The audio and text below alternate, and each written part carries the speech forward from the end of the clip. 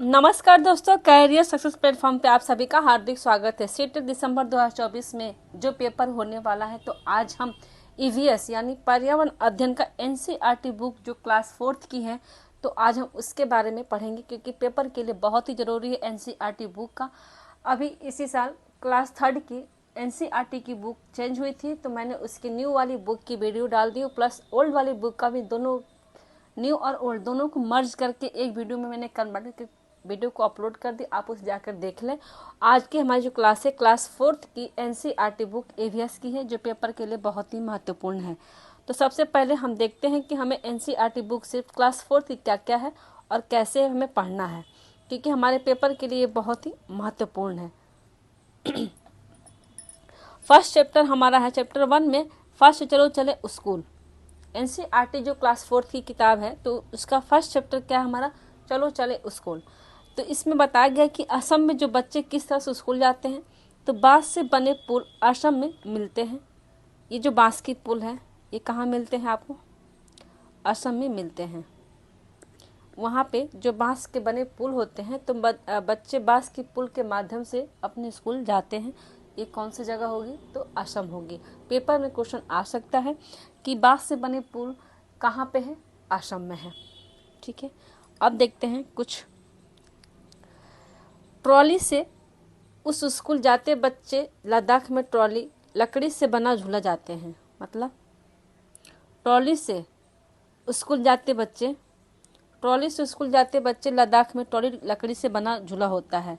अच्छा, पेपर में क्वेश्चन आ सकता है कि ट्रॉली से स्कूल किस जगह के जाते हैं बच्चे, तो लद्दाख में। और ट्रॉली किस चीज़ की बनी होती है, तो लकड़ी से बना होता है।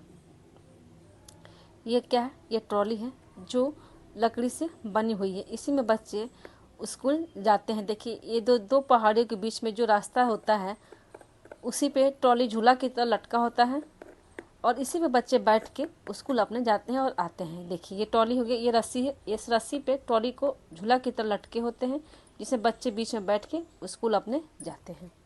ठीक है, ये ट्रॉली किस चीज़ की बनी होती है, तो लकड़ी की। वल्लभ लकड़ी की बनी छोटी नाव, केरल में बच्चे स्कूल जाते हैं। जो छोटी नाव है, जिसको हम लोग फेरी भी बोलते हैं, क्या बोलते हैं, फेरी भी बोलते हैं केरल में इसको, छोटी नाव को। तो फेरी पे बैठ के कहाँ गए थे बच्चों स्कूल, तो केरल के। ये फेरी है, जैसे ये नदियाँ, अगर किसी घर नदी के इस पार है और इस पार जाना है, तो जो फेरी होती है, नाव होती है, बच्चे इस पर बैठ के अपने स्कूल जाते हैं और फिर शाम को लौटते समय इसी नाव पर बैठ के अपने घर भी जाते हैं। तो वल्लभ लकड़ी से बनी छोटी नाव, बच्चे स्कूल जाते हैं कहाँ के, तो केरल के। ऊँट गाड़ी राजस्थान में देखने को मिलती है। ठीक है, ये जो ऊँट है कहाँ मिलती है, ये हमें राजस्थान में देखने को मिलती है। तो वहाँ के लोग, बच्चे जो होते हैं, वो उनका स्कूल जाने का साधन कौन सा होता है, तो ऊँट गाड़ी होती है। देखिए, ऊँट गाड़ी है वहाँ पे, ये बच्चों को स्कूल जाने का साधन है राजस्थान की। ठीक है, पेपर में क्वेश्चन आ सकता है कि ऊँट गाड़ी कहाँ का साधन है, तो आप बताएंगे राजस्थान का है।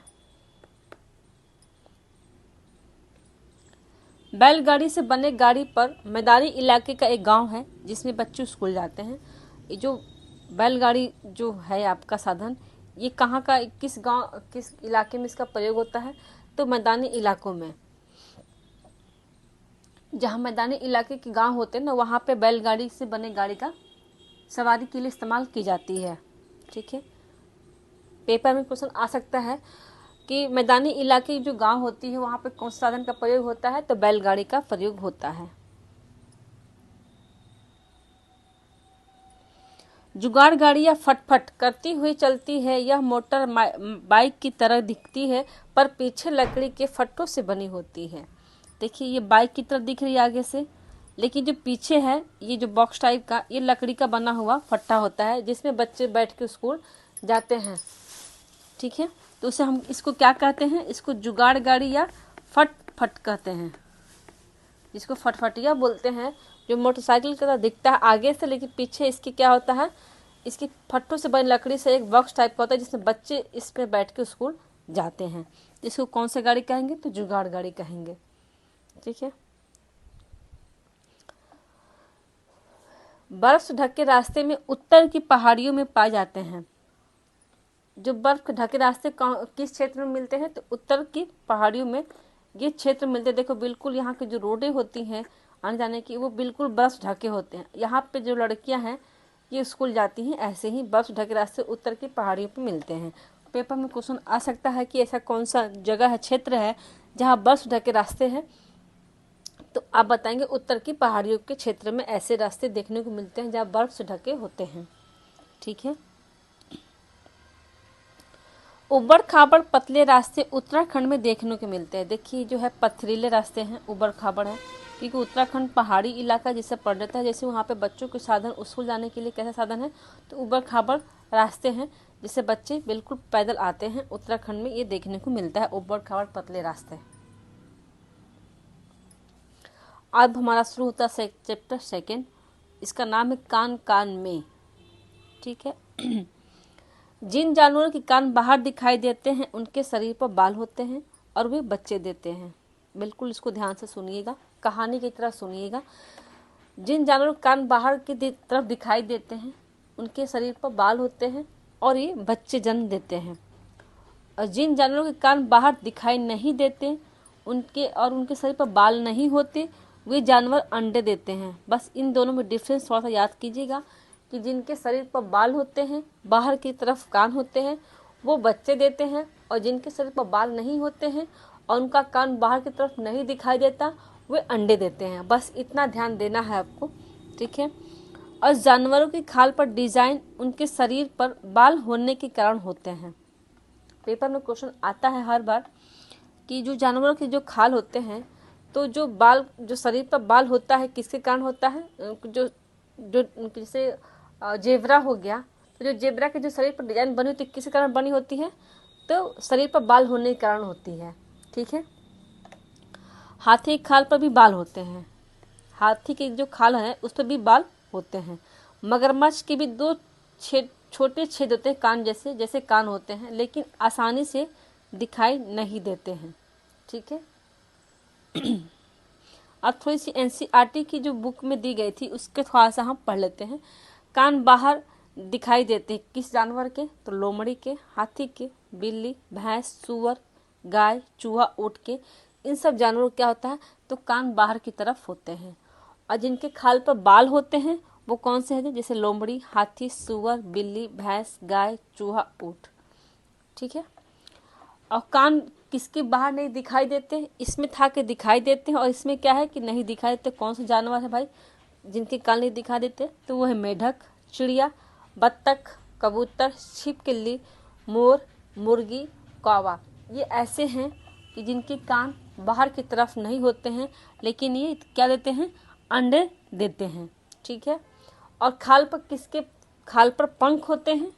पेपर में ये भी क्वेश्चन आ सकता है कि ऐसा कौन सा जानवर है जिसके खाल पर पंख होते हैं, तो भाई चिड़िया के हमारे पंख होते हैं, कबूतर के भी होते हैं, कौवा के भी होते हैं, मोर के भी होते हैं, खाल पर पंख होते हैं मोर के भी। ठीक है। देखते हैं नेक्स्ट में क्या है। अब है कि जानवर जिनके कान बाहर दिखाई देते वही है हाथी, हिरन, चीता, बिल्ली, सुअर, भैंस, जिराफ। इनके कान क्या हो, बाहर की तरफ दिखाई देते हैं। और जिनके नहीं देते वो कौन सा है, तो कौवा, मेढक, बत्तख, सांप, चिड़िया, चींटी, छिपकली, मछली। मतलब ये जिनके नहीं दिखाई देते ये अंडे देंगे, और जिनके दिखाई देते हैं वो बच्चे जन्म देंगे। बस इतना आपको ध्यान देना है। ठीक है। ऐसे जानवर जिनका नाम लिखो जिनके कान हो, कैसे, पंख जैसे कान किसके होते हैं, जिसके हवा का भी काम करता है, तो वो होता है हाथी। पत्ते की तरह कान किसके होते हैं, तो बकरी के। और सिर के ऊपर किसके कान होते हैं, तो खरगोश के। देखा। और सिर के दोनों तरफ किसके होते हैं, तो कुत्ता का। खरगोश का कैसा कान होता है, दम बिल्कुल सिर के ऊपर होता है। ठीक। ये खरगोश है और इसके कान बिल्कुल ऊपर की तरफ होता है। बकरी के कान कैसे होते हैं, बिल्कुल पत्ते की तरह होता है। ठीक है। और हाथी का बिल्कुल पंखे की तरह कान होता है। देखते हैं नेक्स्ट में क्या है। अब हमारा होगा कि बच्चे देने वाले जानवरों के नाम लाल बॉक्स में लिखें और अंडे देने वाले जानवरों का नाम हरे बॉक्स में लिखें। ठीक है। तो हम जो देते हैं जानवर बच्चे वो कौन से हैं, तो लोमड़ी, हाथी, सुअर, बिल्ली, गाय, चूहा, ऊंट, भैंस। ये सब जानवर कैसे हैं, ये सब जानवर जो हैं जिनके कान बाहर की तरफ होते हैं और बच्चे देते हैं। ठीक है, अब देखते हैं कि अंडे देने वाले जानवर कौन हैं और उनके कान नहीं दिखाई देते। तो चिड़िया अंडे देती है, कबूतर भी देती है, मेढक, कौवा भी देता है, मोर भी देती है, बत्तख भी, मुर्गी और छिपकली। ये सब जानवर कैसे हैं? ये सब जानवर हमारे अंडे देने वाले जानवर हैं और ये सब बच्चे देने वाले जानवर हैं।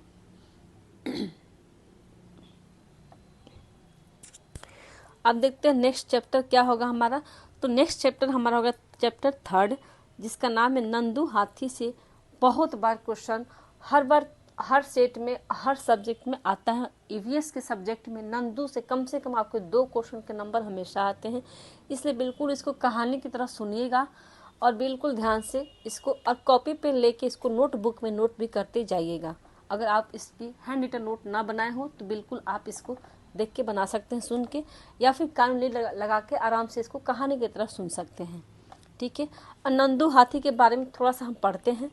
एक हाथी एक दिन में कितना किलो पत्ते या झाड़ियाँ खा सकता है? तो 100 किलो से ज़्यादा पत्ते और झाड़ियाँ खा सकता है।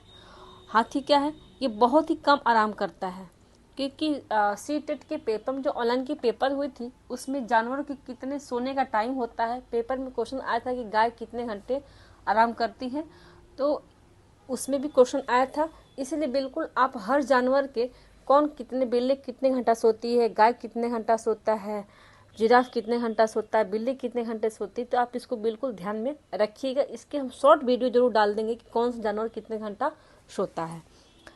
हाथी एक दिन में कितने घंटा सोता है? तो 2 से 4 घंटे हाथी सोता है। हाथी को गंदे पानी में खेलना बहुत पसंद है, इससे इसके शरीर को ठंडक मिलती है। जैसे कीचड़ वाली जो पानी होती है उसमें देखो हाथी हमेशा लेटा रहता है, क्योंकि उन्हें ठंडक मिलती है और इनको गंदे पानी बहुत ही, कीचड़ वाले पानी बहुत ही पसंद है, क्योंकि उस पानी से इनको शरीर को ठंडक मिलती है। वे गर्मी में कान को हिलाकर हवा करते, जैसे हम बताए ना कि इनके कान कैसे होते हैं, पंख की तरह कान होते हैं जो इनके हिलाने काम आता है, हवा भी इनको मिलता है। झुंड में बड़ा हाथी हथनी का फैसला होता है। जो झुंड होता है हाथियों का, तो उसमें सबसे जो बड़ी हथनी होती है वो लेती है फैसला और वही नेता होती है। हाथी ग्रुप की नेता कौन होता है? बड़ी हथनी होती है।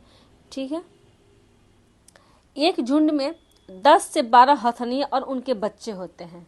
पेपर में हमेशा डाउट आता है कि एक झुंड में 14 से 12, 14 से 15, 14 से 18 होते हैं, तो बिल्कुल नहीं, एक झुंड में 10 से 12 हथनी और उनके बच्चे होते हैं।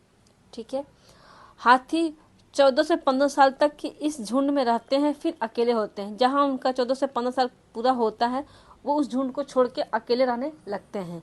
अब उस झुंड से उनसे कोई मतलब नहीं, ना उस झुंड का वो फैसले लेने में शामिल होती है, ना किसी कार्य में। जहां उनका 15 साल कंप्लीट होता है तो उस झुंड को निकल के जाके अकेले रहना अपना आरंभ कर देती है। ठीक है,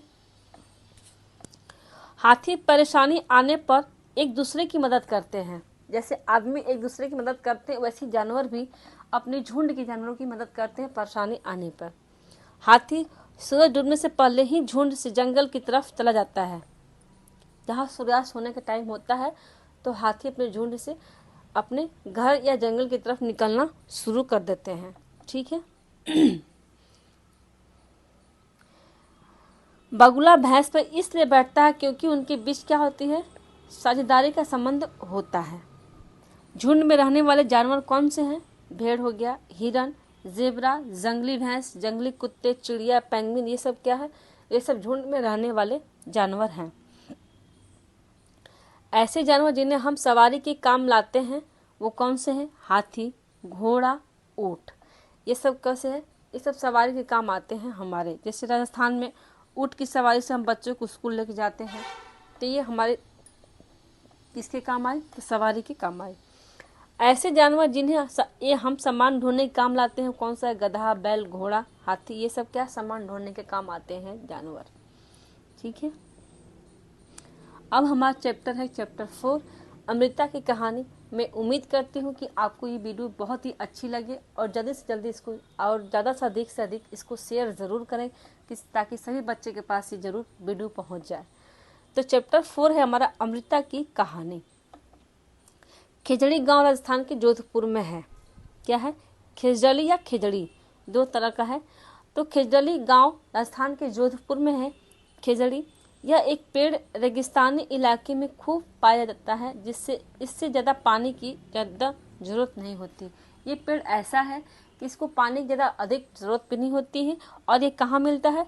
तो रेगिस्तानी इलाके राजस्थान, क्योंकि राजस्थान में ऑलरेडी पानी बहुत ही कम होता है, तो यहाँ ये पेड़ वहाँ पे मिलेगा, राजस्थान के रेगिस्तानी इलाके में।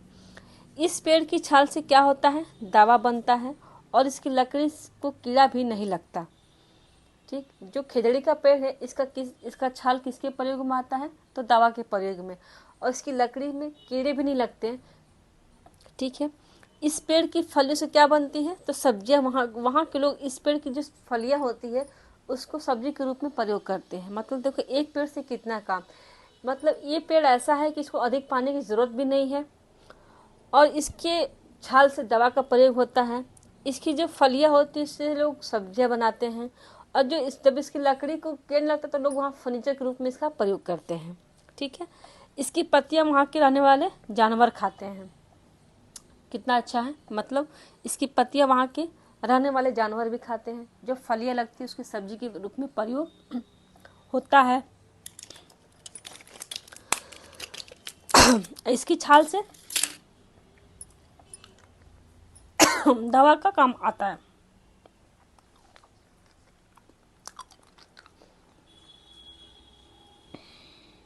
अब देखते हैं नेक्स्ट क्या है।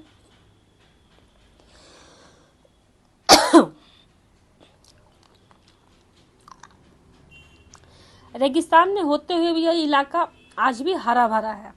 मतलब जो जोधपुर इलाका जो है ये कहाँ है? राजस्थान में। लेकिन राजस्थान में होते हुए इलाका क्या है? तो हरा भरा है। रेगिस्तान में गांव के बुजुर्ग का कहना था कि अगर पेड़ है तो हम हैं। जो वहाँ के बुजुर्ग लोग थे तो उनका कहना था कि अगर ये पेड़ है तो हम हैं। पेड़ और जानवर हमारे बिना रह सकते हैं, पर हम उनके बिना नहीं रह सकते। वहाँ के जो बुजुर्ग लोग थे तो उनका कहना था कि अगर ये पेड़ है तो हम हैं। पेड़ और जानवर हमारे बिना रह सकते हैं, लेकिन हम इनके बिना नहीं रह सकते। रेगिस्तान के बुजुर्ग का कहना था ये।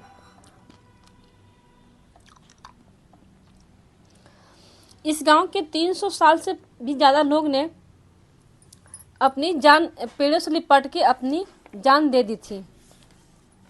ठीक है, कहाँ के लोग थे?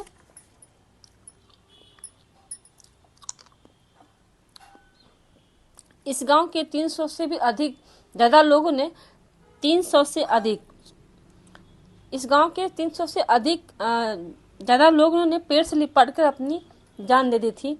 आज 300 साल बाद भी यहाँ के लोग जो विश्नोई कहलाते हैं, ये क्या कहलाते हैं? विश्नोई कहलाते हैं।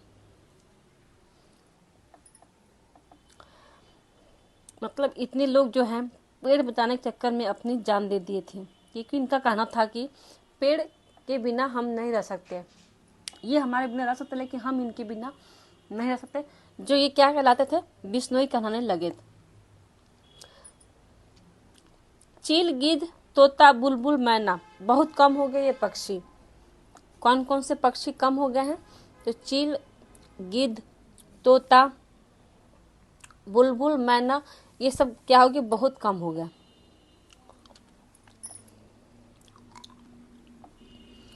चैप्टर 5 का है अनीता की मधुमक्खियां।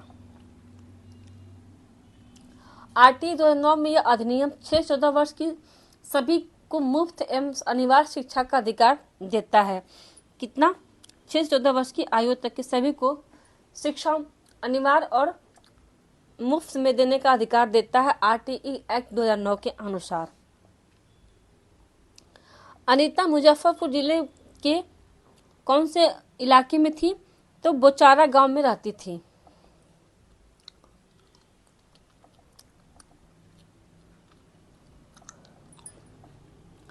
मुजफ्फरपुर जिला बिहार लीची के लिए बहुत ही प्रसिद्ध है। जो मुजफ्फरपुर जिला बिहार में है वो किस लिए मशहूर है? तो लीची के लिए बहुत ही प्रसिद्ध है। ये बहुत ही इम्पोर्टेंट है। मधुमक्खियों के अंडे देने का समय क्या है? तो अक्टूबर से दिसंबर जो बीच की अवस्था होती है वो क्या है, तो मधुपालन शुरू करने का अच्छा समय है। पेपर में क्वेश्चन आ सकता है कि मधुपालन का शुरू करने का सबसे अच्छा समय कौन सा है, तो आप क्या बताएंगे, अक्टूबर से दिसंबर। या मधुमक्खियों को अंडे देने का समय कौन सा है, तो अक्टूबर से दिसंबर के बीच में मधुमक्खी अपना अंडा देने का समय चुनती है, या अच्छा समय मधुपालन करने का अच्छा समय भी है। ये भी बहुत ही इम्पोर्टेंट है। यह एक छत्ते में एक रानी मधुमक्खी होती है जो अंडे देती है। छत्ते में कुछ नर मधुमक्खी भी होते हैं, बहुत सारा काम करने के लिए मधुमक्खियाँ भी होती हैं। जिन मधुमक्खियों को रस मिल जाता है वो एक तरह का नाच करते हैं, जिससे सभी को पता चल जाता है कि रस कहाँ पर है। अगर किसी की मधुमक्खी के फूलों रस मिल जाता है तो एक तरह का आवाज़ निकालती है और नाच करने लगती है, जिससे सभी को मालूम चला कि वहाँ पे रस उपलब्ध है, तो सभी उसी दिशा में निकल चलते हैं। नर मधुमक्खी को विशेष काम नहीं करते। जो नर मधुमक्खी होती है वो क्या विशेष कार्य नहीं करती है।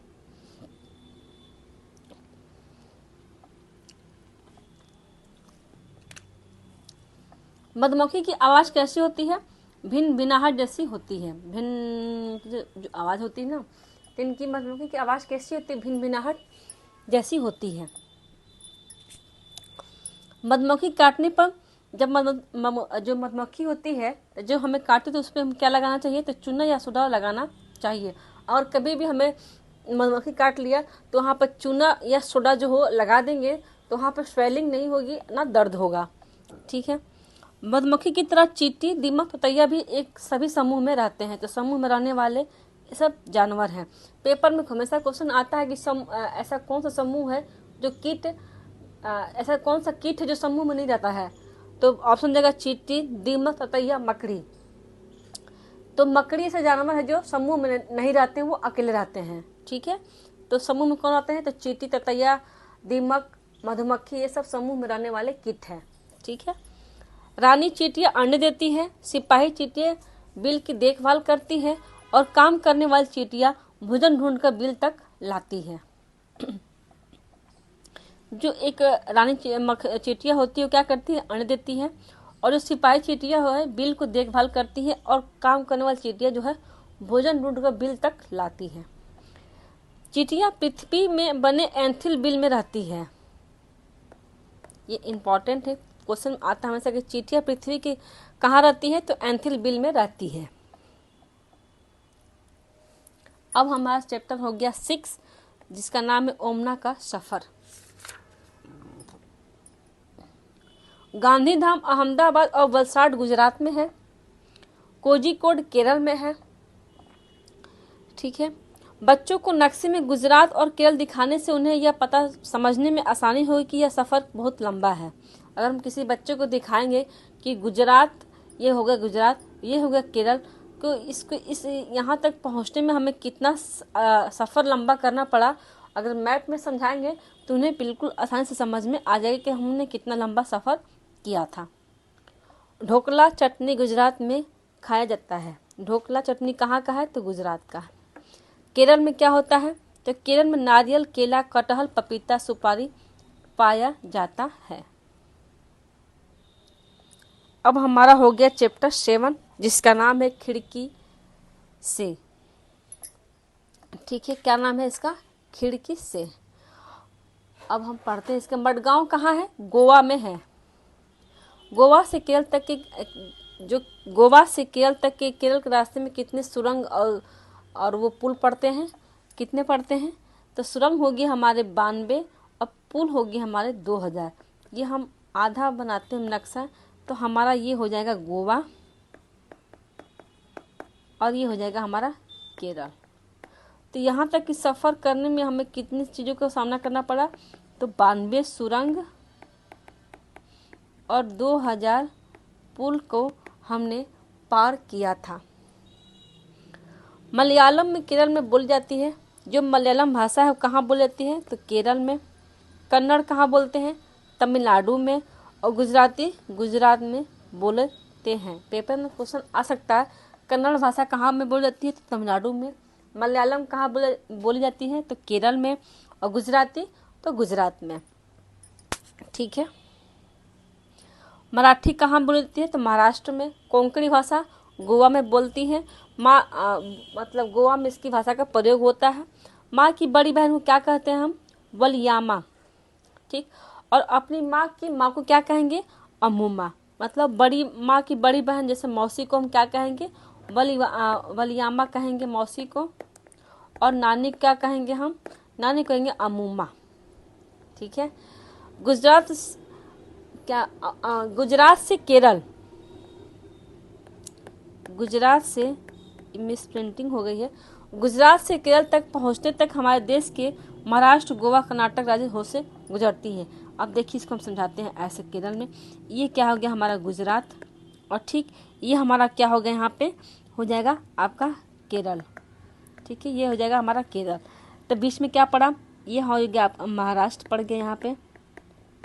ठीक, यहाँ पड़ गया गोवा, और यहाँ पड़ जाएगा हमारा केरल, कर्नाटक, और सबसे नीचे क्या हो जाएगा हमारा यहाँ पे केरल। तो यहाँ पे इतने राज्य पड़े, हम 3 राज्यों से होकर गुजरे हम, गुजरात से केरल तक के बीच में। ठीक है। अब हमारा नेक्स्ट चैप्टर है आपका 8, नानी के घर तक। ठीक है। कोट्याटम कहाँ है आपका, केरल में है। केरल में एक स्थान से दूसरे स्थान जाने के लिए हम किसका प्रयोग करते हैं, तो फेरी, जिसको हम नाव बोलते हैं, तो इसका हम प्रयोग करते हैं। जैसे बच्चे को है स्कूल जाना था नदी के उस पार, तो उसने क्या इस्तेमाल किया, फेरी, छोटी नाव का। ठीक है। अब क्वेश्चन ये है कि प्रश्न था हमारा कि ओमना अहमदाबाद से 16 मई को चली थी। ठीक, चली थी, कितने बजे चली थी, 16 मई को कितने चली थी, यहाँ पे छूट गया है, 11:45 को चली थी, दिन में चली थी। और 17 मई को 11:30 बजे रात में पहुंची थी। तो उसे कितने घंटे लगे, मतलब उसने 16 मई को 11:45 दिन में चली, और उसने 17 मई को सुबह 11:30 बजे रात में पहुंची। दिन में चली और रात में पहुंची, तो 16 से दिन का दिन कितना हो गया, 24, और 24 आपका हो जाएगा आपका 24 और 8 कितने हो गए, 24 8 कितने हो जाएंगे हमारे, तो 36 घंटे हो जाएंगे ना टोटल, क्योंकि हम यहाँ पे गिनेंगे कितना, 24 घंटे, और कितने लग गए, और 11:30 रात को पहुंची थी, तो टोटल कितने हो जाएंगे हमारे, 36 घंटे हो जाएंगे आंसर इसका। ठीक है। चैप्टर अब होता है 9 चैप्टर में क्या है, चैप्टर का नाम है बदलते परिवार। लड़की की शादी की आयु कितनी होनी चाहिए, 18 वर्ष, और लड़के कितनी होनी चाहिए थी, 21 वर्ष। ये पेपर में हमेशा क्वेश्चन आया हुआ है कि लड़की की जो शादी करने की आयु कितनी होनी चाहिए, तो 18 वर्ष, और लड़के का 21 वर्ष। ये पैडागोजी क्वेश्चन हमेशा क्वेश्चन आता है। बदलाव जिंदगी का हिस्सा है, इन बदलाव को बच्चों पर गहरा असर पड़ता है, हो सकता है, इसलिए आवश्यक है कि इस चर्चा को संवेदनशीलता से करें। कक्षा में प्रत्येक बच्चों को अपने अनुभव बताने का अवसर देना चाहिए। बच्चों को उनके जन्म प्रमाण पत्र और स्वास्थ्य कार्ड पाने के लिए प्रेरित करना चाहिए। ठीक है। अब देखते हैं नेक्स्ट चैप्टर हमारा है हूँ तू हूँ तू, हूँ तू तू हूँ तू तू। मतलब ये कबड्डी खेलने का एक आवाज, जिसे हम कबड्डी खेलते समय जो हम बोलते हैं ना, उसका नाम है हूँ तू तू, हा who do do kit kit. ये किसका है, तो कबड्डी खेलने का है। ठीक है। कर्नल मलेश्वरी एक क्या है, एक वो वेट लिफ्टर है, या आंध्र प्रदेश की रहने वाली है। कर्नल मलेश्वरी कहाँ की रहने वाली थी, तो आंध्र प्रदेश की रहने वाली है। यह 12 वर्ष की उम्र में से ही भार उठाने का अभ्यास करने लगी थी। अब यह 130 केजी तक का वजन उठा लेती हैं। ये एनसीईआरटी के बुक में आपको मेंशन किया गया है, आप इसको ध्यान दीजिएगा। ये कितना मेडल जीत चुकी हैं, तो 29 मेडल जीत चुकी हैं। खो खो में कितने खिलाड़ी होते हैं, 7 खिलाड़ी, और कबड्डी में कितने होते हैं, 7 खिलाड़ी।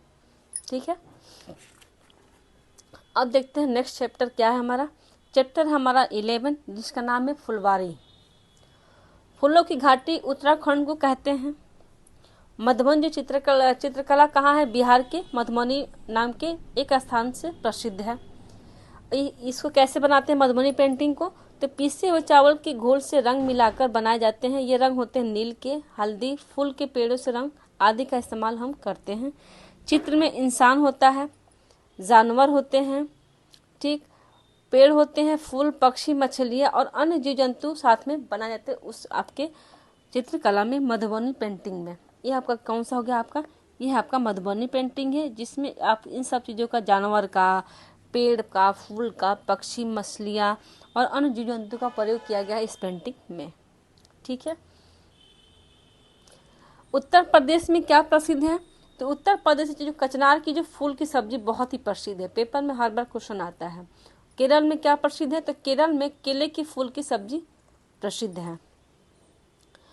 केरल में केले की फूल की सब्जी, उत्तर प्रदेश में कचनार की फूल की सब्जी प्रसिद्ध है। ठीक है। महाराष्ट्र में क्या प्रसिद्ध है? तो महाराष्ट्र में सहजन की फूल की सब्जी प्रसिद्ध की गई है। सहजन की फूल की सब्जी प्रसिद्ध की गई है, प्रसिद्ध है।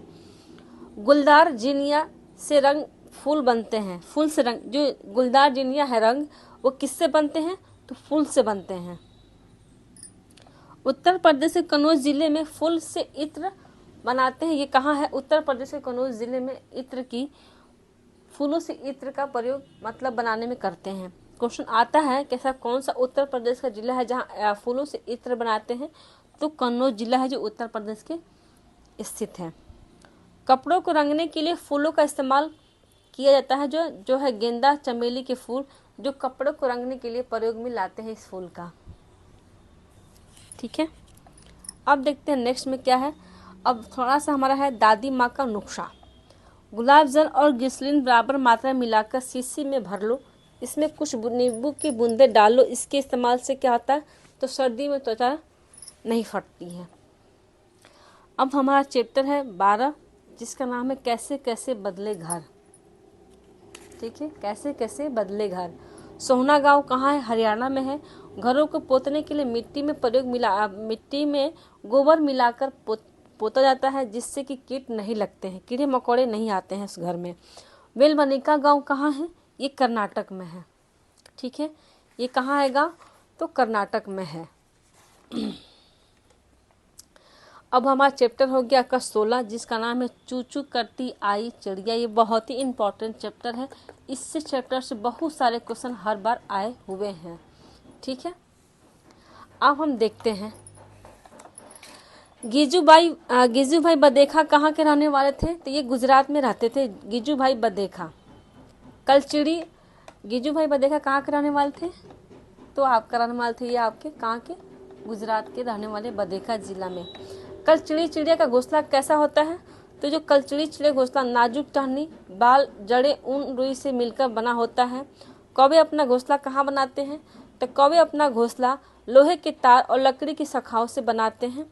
कौवा अपनी जो घोंसला कहाँ देता है? तो पेड़ की सबसे ऊंची डाल पर अपना घोंसला बनाता है कौवा। इम्पॉर्टेंट है, कौवा और चील में थोड़ा सा डिफरेंस है, बिल्कुल आप उसको देखिएगा। कौवा कहाँ बनाता है घोंसला अपना? पेड़ की सबसे ऊंची डाल पर। लेकिन चील कहाँ बनाता है? तो सबसे ऊंची पेड़ पर।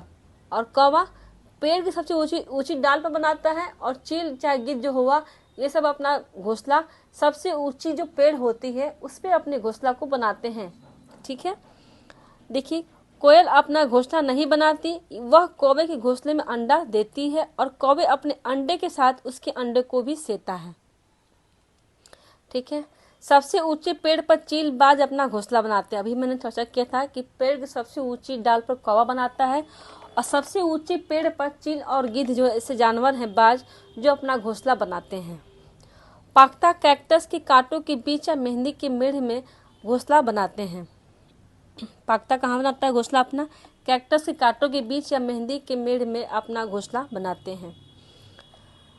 गौरैया घर में या घर के आसपास में घोंसला बनाती है, या आईने के पीछे और अलमारी के ऊपर। कबूतर भी ऐसे ही अपना घोंसला बनाता है। जैसे कबूतर कहाँ बनाता है घोंसला अपना? खंडहर में बनाता है, या अलमारी के पीछे, या आपके शीशे के पीछे घोंसला बनाते हैं। खंडहर जगहों पर कबूतर बनाता है, और जो गौरैया होती है अलमारी के पीछे या खिड़की के ऊपर या फिर आपके शीशे जो आईना होती है उसके पीछे अपना घोंसला बनाती है गौरैया। और खंडहर जगह पर कौन घोंसला बनाता है? तो कबूतर। अब देखते हैं नेक्स्ट पेज पर कौन सा क्या दिया है। जो गौरी चिड़िया होती है पेड़ों में घर बनाते हैं। जो बसंत गौरी होती है, बसंत गौरी चिड़िया कहाँ बनाती है अपना घोंसला? तो पेड़ के तने में बनाती है। दर्जन चिड़िया अपने नुकीले चोंच से पत्ते को सीलकर अपना घोंसला बनाती है। दर्जन चिड़िया होती है दो पत्ते को सील के आपस में सील के उस घोंसला बनाती है। शक्कर खोरा किसी पेड़ या झाड़ी की डाल पर अपना लटकता हुआ घोंसला बनाता है। जैसे ये पेड़ है, अब इसमें अपना उसने लटकता हुआ घोंसला बनाता है। कौन सी चिड़िया है? शक्कर खोरा उसको बोलते हैं।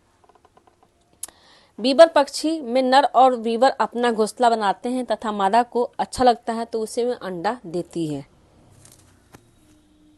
ठीक है, अब देखते हैं नेक्स्ट में क्या है।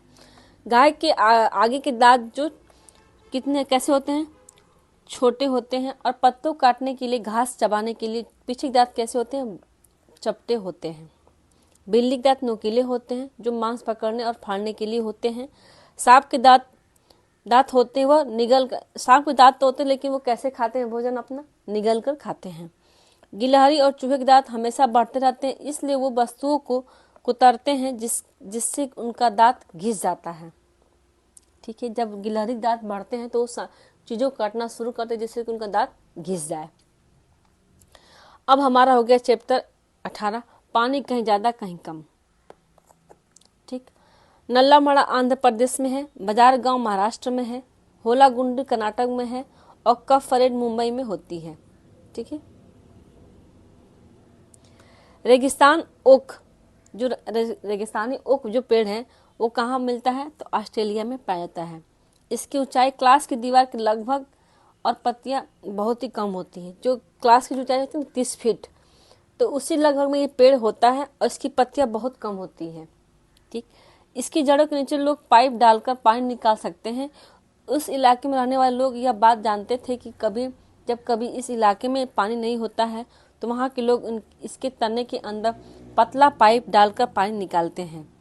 कहाँ के लोग? ऑस्ट्रेलिया के लोग। जो रेगिस्तानी ओक पेड़ है तो जब कभी पानी नहीं रहता है उस इलाके में तो उसके जो जड़ें होती हैं पतले से पाइप डाल के पानी निकालते हैं। ठीक है, अब हमारा चैप्टर हो जाएगा आपका, अब हमने किया क्या? 19 जड़ों का जाल। अब हमारा हो जाएगा चैप्टर 20 जो मिलकर खाएं। बिहू का त्यौहार असम मनाते हैं। इस अवसर पर भेला घर बनाया जाता है। माघ बिजू है जो 14 से 15 जनवरी के बीच में मनाते हैं। असम का त्यौहार है। पहले दिन उरुका कहते हैं। पहले जो दिन का जो होता है उसको क्या कहते हैं? उरुका कहते हैं। जो पहले दिन का त्यौहार मनाते हैं उसे उरुका कहते हैं। और ये कब मनती है? तो 14 से 15 जनवरी के बीच में मनाते हैं। यह त्यौहार कहाँ का है? तो असम का है। बोरा असम में खाए जाने वाला चावलों से एक किस्म ही बहुत ही इंपॉर्टेंट है। हर बार पेपर में क्वेश्चन आता है कि बोरा जो किस्म चावल है ये कहाँ बनाते हैं, कहाँ पाया जाता है? तो असम में। जो पकने के बाद चिपचिपे हो जाते हैं। पेपर में क्वेश्चन आता है ऐसा कौन सा चावल है जो पकने के बाद चिपचिपा होता है? तो बोरा चावल जो असम के एक किस्म का चावल है। मिड डे मील की योजना तहत कक्षा 1 से लेकर 8 तक के बच्चों को खाना देने का प्रावधान किया था। Next chapter 23, Pochampally. पोचमपल्ली कहाँ है? तो जिला आंध्र प्रदेश के तेलंगाना में स्थित है। यहाँ के लोग कारपेट, खिलौने, इत्र बनाने का काम करते हैं। कारपेट इत्र लेन देन साड़ी के लिए मशहूर है। कौन सा? पोचमपुर जिला आंध्र प्रदेश जो तेलंगाना में है। मुक्तापुर गांव पोचमपल्ली के जिला आंध्र प्रदेश में है। यहाँ 2 प्रकार की साड़ी पाई जाती है। कौन कौन सी? पोचमपल्ली और कलमकारी। पोचमपल्ली जो है यहाँ 2 तरह की साड़ी होती है। कौन कौन? पोचमपल्ली होती है, कलमकारी। तो कलमकारी या कहाँ मशहूर है? आंध्र प्रदेश की मशहूर है कलमकारी। कुल्लू की साल, मधुबनी की पेंटिंग, असम की सिल्क है और कश्मीर की कढ़ाई। कुल्लू जो है किस लिए प्रसिद्ध है? शॉल के लिए। मधुबनी पेंटिंग बिहार में है। असम किस लिए प्रसिद्ध है? सिल्क के लिए। और कश्मीर किस लिए प्रसिद्ध है? कढ़ाई के लिए। ठीक है, अब चैप्टर 24, दूर देश की बात। अबू धाबी में केवल खजूर के पेड़ ज़्यादा मिलते हैं। अबू धाबी में क्या होता है? तो केवल खजूर के पेड़ ज़्यादा मिलते हैं। अबू धाबी में पेट्रोल पानी से भी सस्ता होता है। पेपर में क्वेश्चन आ सकता है कि पेट्रोल पानी का सस्ता कहाँ पे है, तो अबू धाबी में है।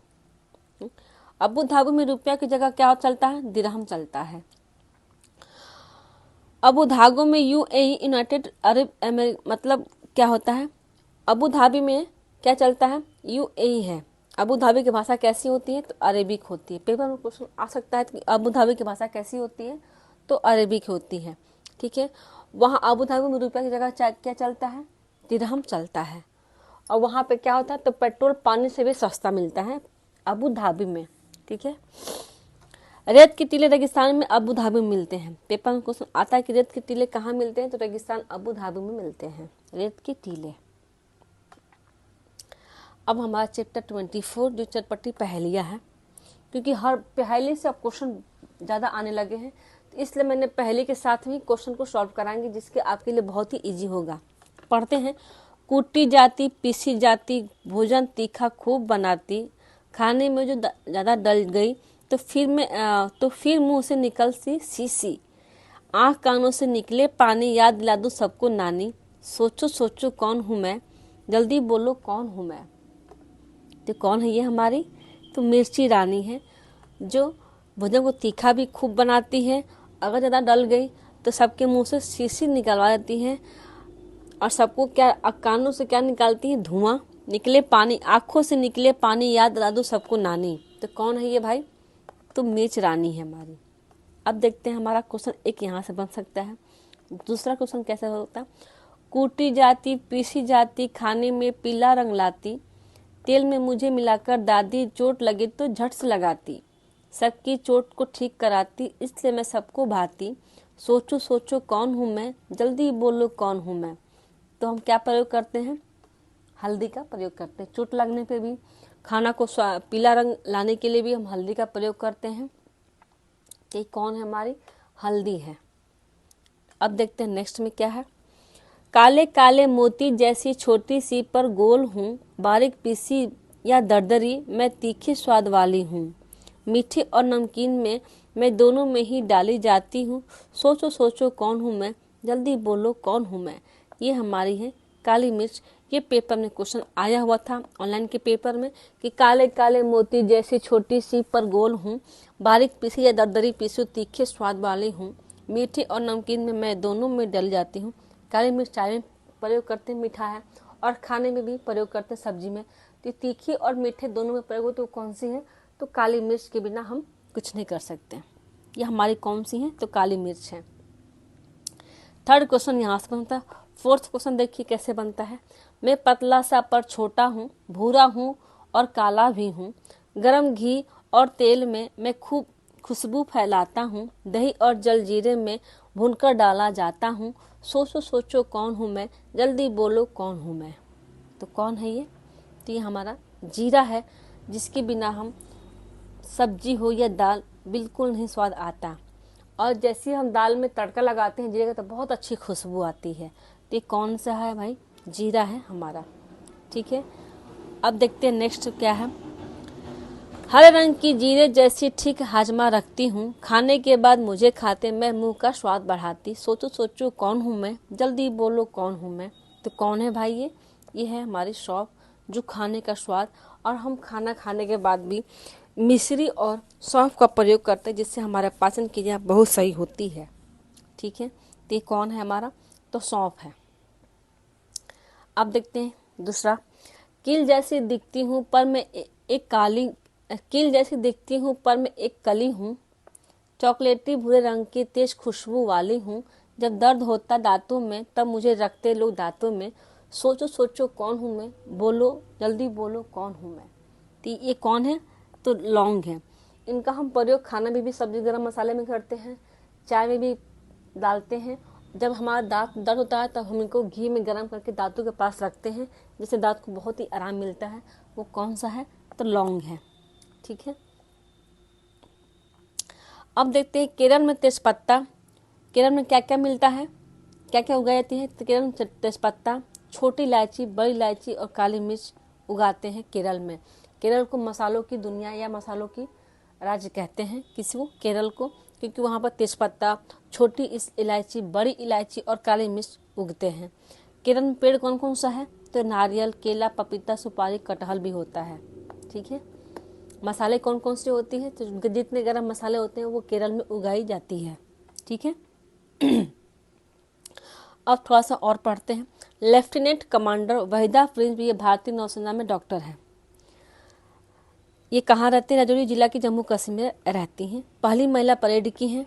इन्होंने कमांड्स 36 परेड किए थे। कितने? 36 परेड किए थे। ये बहुत ही इंपॉर्टेंट है, हर बार पेपर में क्वेश्चन आता है।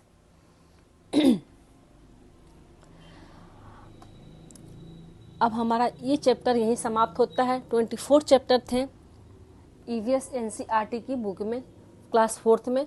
इसके बाद की जो वीडियो आएगी आपकी क्लास 5th की एनसीईआरटी की आएगी, जो पेपर के लिए बहुत ही महत्वपूर्ण है। तो इसको आप ज़रूर देखें और ज़्यादा से ज़्यादा शेयर एंड लाइक ज़रूर करें। आज का चैप्टर यहीं समाप्त होता है। वीडियो अच्छी लगी हो तो like and subscribe and share ज़रूर करें। Thank you.